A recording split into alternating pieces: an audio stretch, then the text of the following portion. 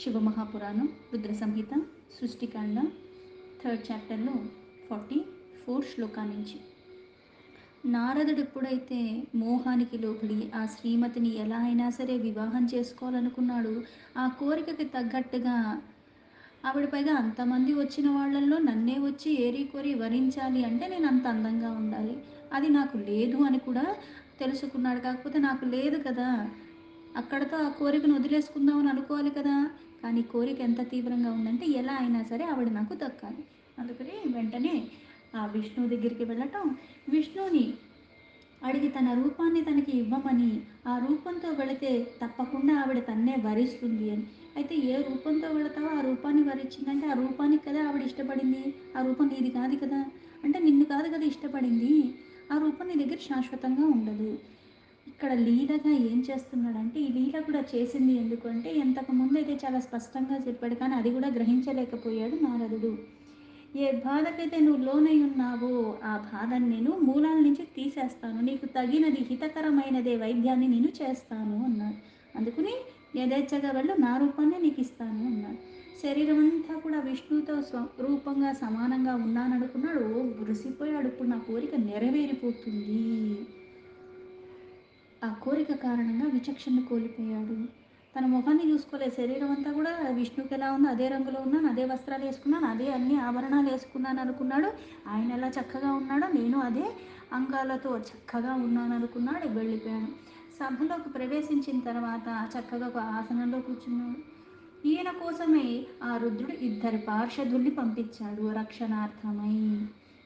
అయితే వాళ్ళిద్దరూ అక్కడ నుంచి పరస్పరం మాట్లాడుకుంటున్నారు, నవ్వుకుంటున్నారు. అయినప్పటికీ కూడా అవి కూడా చెవికెక్కలేని స్థితిలో ఉన్నాడు నారదుడు. అంటే జ్ఞానేంద్రియాలు జ్ఞానేంద్రియాలు అని మనకి ఎందుకు అంతలాగా చెప్తారు అంటే, ఒకటి ప్రభావం ఒకటి నీ ఆధీనం నుంచి తప్పుకుందంటే క్రమేణా అన్నీ నీ ఆధీనం నుంచి వెళ్ళిపోతాయి, వాటి వశం అయిపోతావు. నీకు అనుకూలంగా ఏది ఉండదు. ఏ మనస్సు అయితే నీకు మిత్రుడిలాగా ఉద్ధరింపబడటానికి ఆధారమై ఉన్నదో ఆ మనస్సే నీకు శత్రువులాగా వ్యవహరిస్తూ ఉంటుంది. ఎప్పుడు ఈ ఇంద్రియాల యొక్క చంచలత్వానికి నువ్వు లోబడిపోయి వాటి వశంలో నువ్వు వెళ్ళిపోయినప్పుడు విచక్షణ రహితంగా నువ్వు అయిపోతావు. కోరరాంది కోరటానికి కూడా ఇలా నేను అడగచ్చా అన్న సిగ్గు కూడా మనకి లేకుండా అడుగుతాను, దిగజారిపోతామన్నమాట. ఇలా నేను చెయ్యొచ్చా చేయకూడదా, ఇది నాకు తగినదా కాదా, దీనివల్ల నాకు ఏమైనా మేలు జరుగుతుందా, ఇంకా దిగజారిపోతానా అన్న ఆలోచనలు కూడా మనకి రావు. కోరిక ఒక్కటి బలంగా వచ్చిందంటే ఆ కోరిక నీ పతనానికి మూలమైపోతూ ఉంటుంది. అందుకే ఏం చెప్తారు, ఈ సంసారం ఉన్న భవసాగరాన్ని నువ్వు దాటాలి అంటే ఏం చేయాలి అంటే రాగాలకి అన్నిటికీ అతీతంగా ఉండాలి, విరాగిలాగా ఉండగలిగితేనే అది సాధ్యము. అనుక్షణం అంత ఎరుకుతోనే ఉండాలి, లేకపోతే ఇంత తీవ్రంగా తపస్సు చేసి ఆ మన్మధుడిని జయించాను అనుకున్నాడు, మరుక్షణంలో మోహానికి లోబడిపోయాడు. మనం అంత తపస్సులు చేసి ఉన్నవాళ్ళం కాదు, చెయ్యగలిగిన వాళ్ళం అంతకన్నా కాదు. మనకి మోహానికి లోబడటం అన్నది సర్వసాధారణమైన విషయము, చాలా తేలిగ్గా లోబడిపోతాము. ఇంతలాగా ఆవిడ రాహక్క కోసమే ఆ శ్రీమతి ఎప్పుడు వస్తుందా, ఎప్పుడు వచ్చి నన్ను వరిస్తుందా. పైగా వీళ్ళందరూ నా ముందు చూస్తే వీళ్ళు కురూపుల్లాగే ఉంటారు, నేను విష్ణు రూపాన్ని తీసుకున్నాను, అందుకని ఉత్తమమైన రూపం అన్నది, అందుకు రావటం ఆలస్యం, నన్నే వరిచ్చేస్తుందని ఆ తలంపులోనే ఉన్నాడు. ఆ మోహం అంత బలంగా ఉంది. శ్రీమతి ఎప్పుడు వస్తుందా ఎప్పుడు వస్తుందా అని ఆవిడ రాక కోసం వేచి వేచి ఉన్నాడు నారదుడు. ఏతస్మిన్నంతరే భూపకన్యా చ అంతఃపురాత్తు సా స్త్రీభిః సమావృత్తా తత్ర జగామ వరవర్ణిని. ఇంతలోకి ఆ సమయంలో ఆ స్త్రీలతో ఆ రాజకుమారి పరివృత్తమే అంటే స్త్రీలందరూ తన చుట్టూ ఉన్నారు, పరిచారకులు, వాళ్ళందరితో కలిసి ఆ మొత్తానికి ఆ రాజకన్య అంతఃపురం నుంచి ఆ మందిరానికి వచ్చింది. ఆ సభా మందిరం ఎక్కడైతే స్వయంవరం జరుగుతుందో ఆ సభలోకి వచ్చింది, అంతమంది స్త్రీలతో పరివృత్తమై. మాలాం హిరణ్మయీం రమ్యామాదాయ శుభలక్షణ తత్ర స్వయంవరే రేచే స్థిత మధ్యే రమేవ సా. ఆ చేతిలో చాలా చక్కని అందమైన ఒక మాలను పట్టుకుంది. పైగా శుభ లక్షణాలని కొట్టినట్టుగా అంత అందంగా ఉంది, రాశీభూతంగా ఉంది. స్వయంవరంలో ఆ మధ్యలో భవనానికి మధ్యలో వచ్చి నుంచుంది. సాక్షాత్తు లక్ష్మీదేవి అక్కడ నుంచున్నట్టుగా అంత అపూర్వమైన శోభలతో ఉన్నది ఆవిడ. బభ్రామాసా సభాం సర్వా మాలా మాధాయ సువ్రత వరమన్వేషతి తత్ర స్వాత్మాభీష్టం నృపాత్మజ. ఉత్తమమైన వ్రతాన్ని పరిపాలిస్తున్నలాగా ఆ భూపతి యొక్క రాజొక్క కూతురైన శ్రీమతి చేతిలో వరమాలను తీసుకుని తనకి నచ్చిన వరుడి మీద ఆ వరమాలతో ఆయనకి వెయ్యటానికి అక్కడ చక్కగా అక్కడ వచ్చింది. సభలో అందరి వరులు ఉండగా అంత మొత్తానికి ఆ సభా మండపంలో తిరుగుతుంది, భ్రమిస్తుంది. అయితే ఈయన చాలా ఆనందంగా ఉన్నాడు, చాలా ధీమాగా ఉన్నాడు నారదుడు. ఎందుకంటే విష్ణు రూపాన్ని తీసుకుని ఇక్కడ ఉన్నాను, అందుకని నా దగ్గరికే వస్తుంది, నన్నే వరిస్తుంది అన్న అపోహలోనే ఉన్నాడు. ఆవిడంత శోభాయమానంగా ఉందో విష్ణు రూపాన్ని తీసుకున్న నేను కూడా అలాగే ఉన్నాను కాబట్టి ఆ తగిన వరుడుగా నా దగ్గరికే వస్తుంది, ఈ సభలో అంతా తిరిగి తిరిగి నా దగ్గరికే వస్తుంది అన్నాడు. అనుకుని కూర్చున్నాడు. ఆవిడ చేతిలో చక్కగా మాలను పట్టుకుని ఆ సభ అంతా కూడా అన్వేషిస్తూ అందరి మధ్యలో అలా తిరుగుతూ తిరుగుతూ తిరుగుతూ వానరస్యాం విష్ణుతనుం మునిం దృష్ట్వా చుకోపసా దృష్టం నివార్య చ తతః ప్రస్థిత ప్రీతమానస. ఆ నారదుడు ఆ విష్ణు రూపంలోనే ఉన్నాననుకున్నాడు కానీ ఆ శరీరం విష్ణుదే కానీ వానర ముఖంలో ఉన్నానని కానీ తనకి తెలియలేదు. ఈవిడ తిరుగుతుంది. అయితే ఇక్కడ ఆ విష్ణుతో సమానమైన రూపం నా దగ్గరికే వస్తుంది, పైగా ఆవిడ రాక కోసం ఆవిడ పొందాలని ఎంతో ఆతృతగా ఉన్నాడు. ఆవిడ మట్టుకు అలా భ్రమిస్తూ భ్రమిస్తూ వచ్చి ఇతన్ని కూడా దాటేసి వెళ్ళిపోయేసరికి నారదుడికి చాలా కోపం వచ్చింది. అంటే నారదుడు ముని విష్ణు రూపంలో ఉన్నాడు, నా రూపాన్ని దాటి కూడా వెళ్ళిపోయిందంటే ఇక్కడ మళ్ళీ ఎంత కోపం వచ్చి అంటే ఇప్పుడు నా కోరిక బలంగా ఉంది, నా కోరికకు తగ్గట్టుగా అవతల వాళ్ళు కూడా ఉండాలి. అయితే ఇక్కడ అక్కడ చూసి దృష్టి వెంటనే అంటే ఆ రూపాన్ని చూసి దృష్టి ఒక్కసారిగా ఈ శరీరాన్ని చూసి మన ముఖం దగ్గర ఎక్కడికైతే వెళ్ళిందో ఒక్కసారిగా ఆ దృష్టి ఆ ప్రసన్నత అన్నది ఆవిడ ముఖంలోంచి వైదొలిగిపోయింది. ఇది నాకు నచ్చలేదు అన్నట్టుగా అలా అక్కడి నుంచి వెళ్ళిపోయేసరికి నారదుడికి పట్టరాని కోపం వచ్చింది. ఎందుకంటే ఆ శరీరం అంతా విష్ణుది కానీ ముఖం వానరుది, అందుకని ఆవిడకి నచ్చలేదు, ముందుకు వెళ్ళిపోయింది. నా దృష్ట్వా స్వావరం తత్ర తస్తాసీమన్మనీప్సితం అంతః సభాస్థిత కస్మిన్ నర్పయామాసనాస్త్రజం. ఈయన కోపం వచ్చింది కానీ ఆవిడకి కూడా పాపం బాధ వచ్చేసింది. ఎందుకంటే ఇంత స్వయంవర సభలో అంతమంది వచ్చారు కానీ ఆవిడ మనస్సుకి నచ్చినటువంటి వరుడు అక్కడ ఆవిడకి కనిపించలేదు. అందుకని ఆ రాజకుమారి అయిన శ్రీమతి కూడా ఇటువైపు అటువైపు రెండు వైపులా చూసింది. ఇంక ఎటు చూసినా సరే ఆవిడకి తనకి మనసుకి నచ్చిన రాజకుమారుడు కనిపించకపోయేసరికి ఆవిడకి భయం వచ్చింది, బాధ వచ్చింది. అందుకని ఏమీ చేయకుండా మౌనంగా వరమాల పట్టుకుని అక్కడే నుంచుండిపోయింది. ఎవరి మెడలోనూ ఆ మాల వెయ్యలేదు, ఎవరూ నచ్చలేదు తనకి. ఏతస్మిన్నంతరే విష్ణురాజగామా నృపాకృతి న దృష్టః కేశ్చిత్ పరేహ కేవలం సదదర్శై. అంతలోకి ఒక రాజుతో సమానమైన వేషాన్ని ధరించి అక్కడికి విష్ణు వచ్చాడు.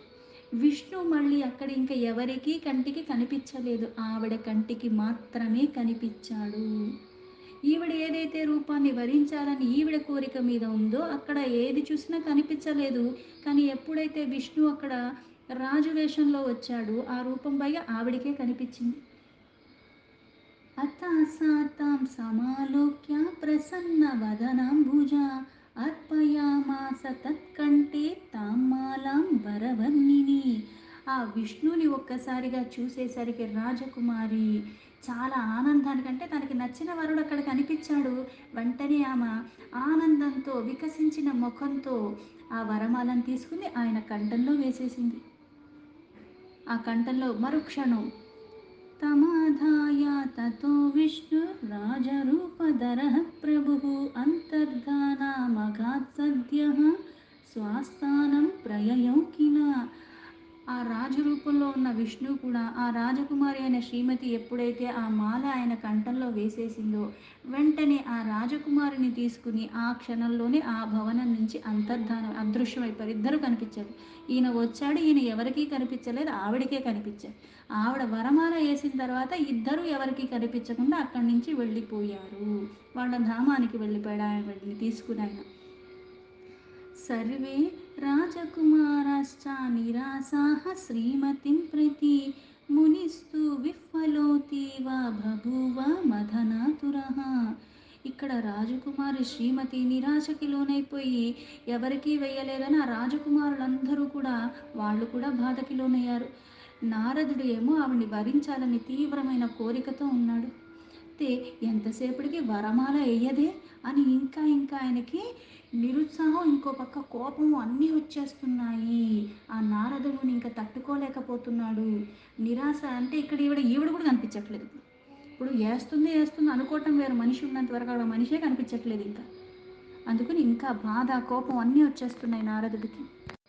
ఆ నారదుడిని అలా చూసేసరికి ఆ బ్రాహ్మణ వేషధారంలో ఉన్న ఆ గణములు ఇలా అనుకుంటున్నారు. గణ ఊచతు హే నారద ముని త్వం హి వృత మదనమోహిత తల్లిప్సు స్వాముఖం పశ్య వానరస్యేవ గర్హితం.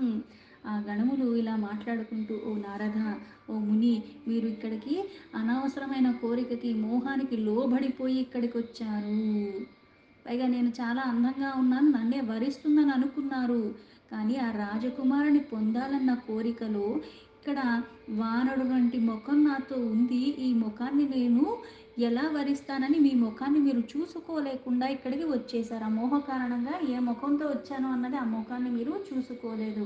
వ్యర్థమైన కోరికతో ఆవిడ్ని ఎలా అయినా పొందాలి అనుకుని ఇక్కడ వానరుడితో సమానమైన అసహ్యమైన ముఖాన్ని తీసుకొస్తే ఆవిడ ఎలా వరిస్తుంది అనుకో, అసలు నీ ముఖాన్ని నువ్వు చూసుకునే వచ్చావా?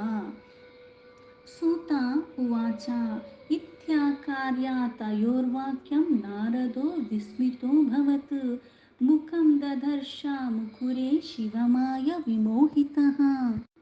సూతుల వారు ఏదైతే మహర్షికి చెప్తున్నారో ఈ గాథంతా కూడా, ఈ గణములు, రుద్రగణములు ఎప్పుడైతే అలా నారదుడితో అన్నాడో నారదుడికి ఆశ్చర్యం వేసింది. అంటే విష్ణు రూపాన్ని అడిగాను, విష్ణువు కూడా అదే రూపాన్ని ఇస్తా అన్నాడు కదా, ఆ రూపాన్ని ఇస్తా అన్నప్పుడు నాకు వానర ముఖం ఎలా వస్తుంది?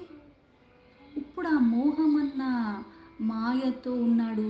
అందుకని అక్కడ ఇంకా ఇంకా ఆ ముఖం చూసుకోవాలనుకున్నాడు. అక్కడ పక్కనే ఒక అద్దం కనిపించింది, అందులో ఒక్కసారిగా తన ముఖాన్ని తను చూసుకున్నాడు.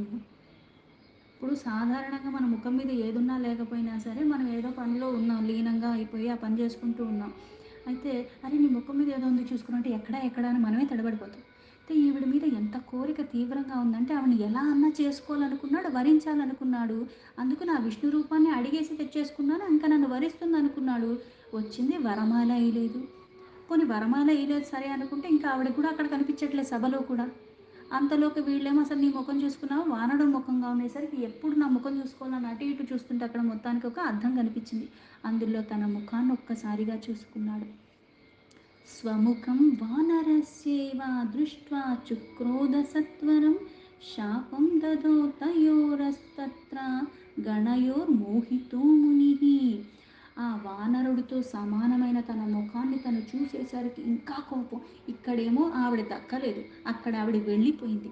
ఇక్కడ మొహం చూస్తే వానర ముఖం, పైగా వీళ్ళు నన్ను చూసి నవ్వుతున్నారు, పైగా నీ ముఖం చూసుకుని వచ్చావా అని అడిగారు. ఇంకా కోపం రెట్టింపు అయిపోయింది. ఆ మాయకి లోబడిపోయాడు. కోపం వచ్చేసి, అంటే కోరిక ఏం చేస్తుంది మనకి, ఎందుకు అరిషడ్ వర్గాలు అని చెప్తారు?